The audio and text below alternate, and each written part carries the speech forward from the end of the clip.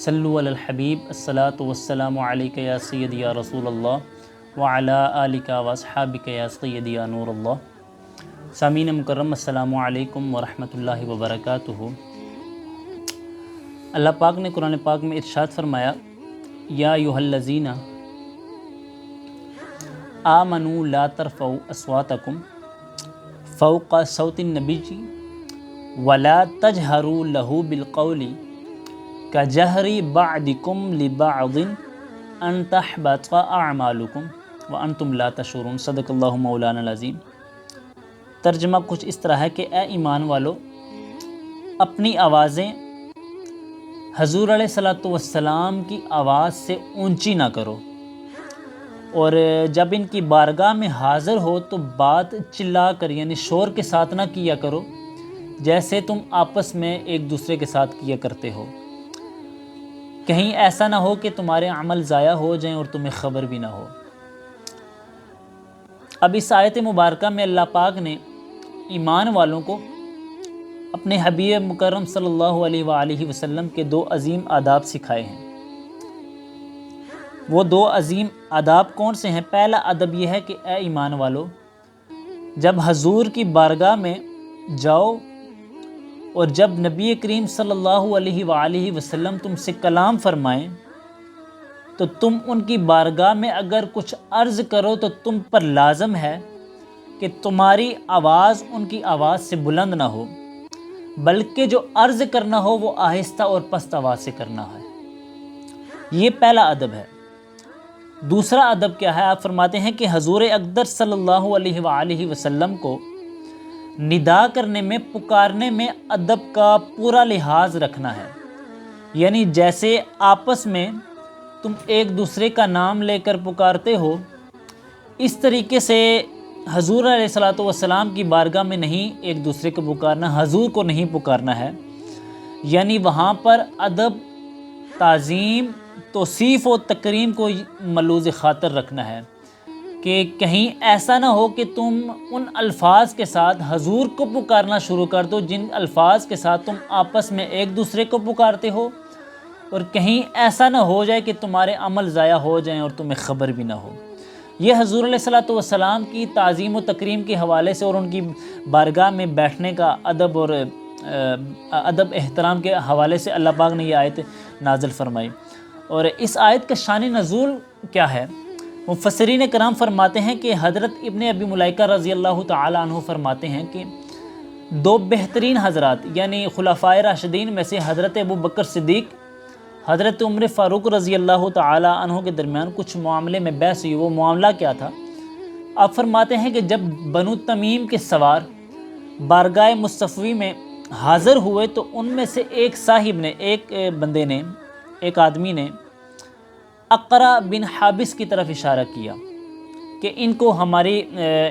کو ہمارا حاکم بنا دیا جائے، ہمارا سردار بنا دیا جائے۔ اور انہی سوار میں سے ایک دوسرے شخص نے ایک اور شخص کی جانب اشارہ کیا،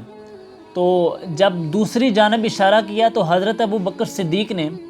حضرت عمر سے کہا کہ آپ یہ کہہ کر میری مخالفت کرنا چاہتے ہیں؟ تو حضرت عمر فاروق نے کہا کہ میں تو آپ کی مخالفت نہیں کرنا چاہتا۔ یہ گفتگو کرتے ہوئے ایسا ہوا کہ ان کی آوازیں بلند ہو گئی، تو جب یہ آوازیں بلند ہوئی تو اس پر اللہ پاک نے یہ آیت نازل فرمائی کہ اے ایمان والو، اپنی آوازیں نبی علیہ الصلوۃ والسلام کی آواز سے بلند نہ کرو، اور آپس میں جیسے تم غلط القابات سے ایک دوسرے کو پکارتے ہو، آپس میں ایک دوسرے کے نام لے کر پکارتے ہو، حضور کی بارگاہ میں حضور کو اس طریقے سے نہ پکارنا، کہیں ایسا نہ ہو کہ تمہارے عمل ضائع ہو جائیں اور تمہیں خبر بھی نہ ہو۔ یہ ہے اس آیت کا شان نزول۔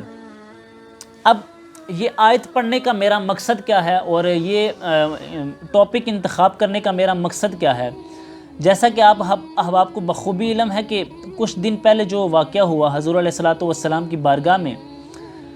کچھ لوگوں نے جو حضور کی بارگاہ میں غلط نعرے لگائے گئے۔ سیاسی اختلافات اپنی جگہ بجا ہیں، ہر انسان کو جمہوری حق حاصل ہے، وہ کسی بھی طریقے سے ڈیفینڈ کر سکتا ہے، لیکن جو بارگاہ انہوں نے انتخاب کیا ہے، جس جگہ کا انتخاب کیا ہے، ہمیں اس چیز سے اختلاف ہے کہ گویا وہ بارگاہ مصطفی کے مسجد نبوی کے اندر ہے یا مسجد نبوی کے باہر ہے۔ یہ چیز اس چیز کو نہیں ایشو بنانا چاہیے کہ مسجد نبوی کے اندر انہوں نے نہیں ایسا کیا، انہوں نے مسجد نبوی کے باہر کیا ہے۔ میرا کسی سیاسی جماعت سے تعلق نہیں ہے، میں ایک نیوٹرل انسان کے طور پر آپ کے سامنے حضور کی بارگاہ میں اپنی عاجزانہ اپنی حاضری پیش کرنے کے لیے آپ کے سامنے پیش کر رہا ہوں۔ صرف مقصد یہ بیان کرنے کا مقصد یہ ہے کہ جن لوگوں نے بھی کیا، ہم یہ دعا کرتے ہیں اللہ پاک ان کو ہدایت عطا فرمائے، لیکن ہمارا مقصد یہ ہے بیان کرنے کا کہ انہوں نے چاہے مسجد نبوی کے احاطے میں کیا ہے، حرم کے احاطے میں کیا ہے، یا اس کے احاطے سے باہر آ کر کیا ہے، ہمیں یہ چیز نہیں سوچنی چاہیے کہ انہوں نے اندر کیا ہے یا باہر کیا ہے، لیکن ہمیں سوچنا یہ چاہیے کہ انہوں نے کس شہر کے اندر کیا ہے،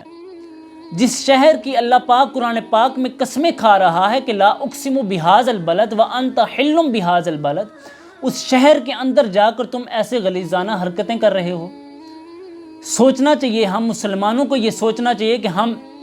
کس بارگاہ میں جا رہے ہیں اور کس غرض سے جا رہے ہیں، اور پھر وہاں پر جا کر ہم کیا عمل کر رہے ہیں، ہمیں اس چیز کے بارے میں سوچنا چاہیے۔ اللہ پاک نے قرآن پاک میں کیا ارشاد فرمایا کہ وَلَوْ أَنَّهُمْ إِذْ ظَلَمُوا أَنفُسَهُمْ جَاءُوكَ فَاسْتَغْفَرُوا اللَّهَ وَاسْتَغْفَرَ لَهُمُ الرَّسُولُ لَوَجَدُوا اللَّهَ تَوَّابًا رَحِيمًا،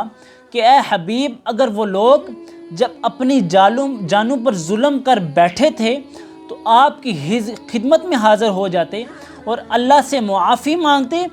تو رسول علیہ الصلوۃ والسلام بھی ان کے لیے مغفرت طلب کرتے، تو اللہ تعالیٰ ضرور توبہ قبول فرماتا، اور اللہ تعالیٰ ضرور توبہ قبول فرمانے والا اور نہایت مہربانی کرنے والا ہے۔ یعنی کہ اگر لوگ حضور کی بارگاہ میں اللہ کی بارگاہ میں کچھ گناہ کر جاتے ہیں، کچھ غلط عمل کر جاتے ہیں، تو اللہ پاک نے یہ ارشاد فرمایا کہ اے میرے حبیب اگر وہ تیری بارگاہ میں حاضر ہوں، تیرے وسیلے سے دعا مانگے تو میں ان کو ضرور بخش دوں گا۔ لیکن آج ہم کیا کر رہے ہیں کہ حضور کی بارگاہ میں جا کر ہم گناہ کر رہے ہیں، وہاں پر وسیلہ مانگنا جائز ہے، وہاں پر حضور کی بارگاہ میں حضور کے وسیلے سے دعا مانگنا، حضور کے وسیلے سے استغفار کرنا، جہاں اللہ پاک یہ ارشاد فرما رہا ہے کہ حضور کے وسیلے سے مجھ سے مغفرت طلب کرو، وہاں پر جا کر ہم گناہ کر رہے ہیں۔ ہم مسلمانوں کو کیا ہو گیا ہے؟ ہم مسلمان جو نیک ہستی ہے، جو ایک پاکیزہ ہستی ہے اور پاکیزہ جگہ ہے، وہاں پر جا کر ہم کس قسم کی غلیظانہ حرکتیں کر رہے ہیں۔ حضرت امام مالک بن انس رضی اللہ تعالی عنہ کا ادب مصطفیٰ کیا ہے؟ آپ فرماتے ہیں کہ جب امام مالک بن انس رضی اللہ تعالی عنہ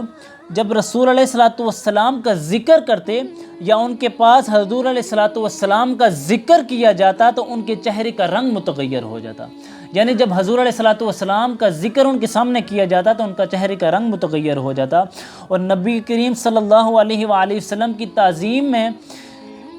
جھک جایا کرتے تھے، یعنی ان کے یہاں تک کہ ان کے ہم نشینوں پر جو ان کے ساتھ بیٹھے ہوا کرتے تھے ان پر یہ گراں گزرتا تھا۔ تو آپ رضی اللہ تعالی عنہ سے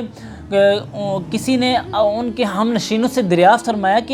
کہ آپ ایسا کیوں کرتے ہیں؟ تو آپ نے فرمایا کہ میں جو حضور علیہ الصلوۃ والسلام کی رفعت و شان اور عظمت مکان کے بارے میں جانتا ہوں، اگر تم اس چیز کو جان جاتے تو ہرگز تم اپنے دیکھے ہوئے پر انکار نہ کرتے، یعنی جو حضور علیہ الصلوۃ والسلام کی شان میں جانتا ہوں، اگر تم بھی جان جاتے تو تم بھی ایسا ہی کرتے۔ یہ ہے امام مالک بن انس رضی اللہ تعالی عنہ کا حضور علیہ الصلوۃ والسلام کی محبت، ان کے ساتھ محبت۔ اور ایک اور جگہ فرماتے ہیں کہ جب حضور علیہ الصلوۃ والسلام کی کوئی حدیث بیان کرتے تو پہلے وضو کرتے، پھر نئے کپڑے پہن کر آراستہ ہوتے اور پھر حدیث شریف بیان کیا کرتے تھے، اور جب کوئی شخص دروازے پر آتا تو لونڈی بیچ کر دریافت فرماتے تھے کہ تم کیوں آئے ہو؟ تو کوئی حدیث پوچھنے آئے ہو یا مسائل فقہ؟ اور اگر وہ کہتا ہے کہ مسائل فقہ پوچھنے آیا ہوں تو آپ اسی حالت میں باہر آ کر اس سے مسئلہ بتا دیتے، اور اگر وہ کہتا کہ میں حدیث پوچھنے آیا ہوں تو آپ فوراً سے اندر جاتے، غسل فرماتے، نئے کپڑے پہنتے، خوشبو لگاتے، عمامہ پہنتے، سبز چادر اوڑھتے، اور ان کے واسطے خاص اس وقت کے لیے ایک کرسی بچھائی جاتی ہے، اور پھر آپ اس پر آ کر بیٹھتے اور نہایت خشوع اور خضوع کے ساتھ حضور علیہ الصلوۃ والسلام کا نام لیتے، حضور علیہ الصلوۃ والسلام کی حدیث بیان کرتے۔ یہ ہے ادب مصطفیٰ جو حضور کے صحابہ نے، حضور کے تابعین نے، حضور کے نیک لوگوں نے ہمیں سکھایا، اور ہم جا کر کیا کر رہے ہیں۔ ایک اور بہت ہی خوبصورت واقعہ، عبداللہ بن مبارک رحمۃ اللہ تعالی علیہ فرماتے ہیں کہ میں ایک دن امام مالک کی بارگاہ میں حاضر تھا، اور آپ حدیث شریف بیان فرما رہے تھے کہ آپ کے چہرے کا رنگ متغیر ہو گیا، زرد پڑ گیا، مگر آپ نے نبی کریم علیہ الصلوۃ والسلام کی حدیث بیان کرنا نہیں چھوڑا۔ تو مجھے بڑا تعجب ہوا کہ آپ کے چہرے کا رنگ بھی تبدیل ہو رہا ہے اور آپ حدیث بیان کرنا بھی نہیں چھوڑ رہے ہیں اور کچھ ہمیں بتا بھی نہیں رہے ہیں۔ تو آپ جب حدیث بیان کرنا ختم کر چکے اور کچھ لوگ چلے گئے تو میں نے ماجرا دریافت فرمایا، تو آپ نے فرمایا کہ حدیث بیان کرنے کے دوران بچو نے مجھے 16 بار کاٹا ہے، لیکن میں نے حدیث کے عظمت الجلال کے باعث میں نے صبر کیا۔ یعنی حدیث بیان کرنے کا ادب اتنا زیادہ تھا، حضور کا نام لینے کا ادب اتنا زیادہ تھا کہ آپ نے اپنے اوپر مصیبت برداشت کر لی، بچو کا 16 بار ڈنگ مارنا، کاٹنا برداشت کر لیا، لیکن حضور کا نام کاٹنا برداشت نہیں کیا۔ حضور کے نام اور حضور کے حدیث کو آدھے میں چھوڑنا آپ نے جو ہے نا گوارا نہیں کیا۔ یہ ہے تابعین کا، حضور کے نیک لوگوں کا، ان کے ساتھ محبت۔ آخر میں ایک چھوٹا سا واقعہ، شیخ عبدالحق محدث دہلوی رحمۃ اللہ تعالی علیہ جذب القلوب میں فرماتے ہیں کہ امام مالک مدینہ طیبہ میں اپنے گھوڑے پر سوار نہ ہوتے تھے، تو کیونکہ وہ فرماتے ہیں کہ مجھے شرم آتی ہے کہ میں اس زمین کو گھوڑے کی سم سے روندوں جس پر رسول علیہ الصلوۃ والسلام کے قدم مبارک لگے ہوئے ہیں۔ تو ذرا سوچئے کہ جس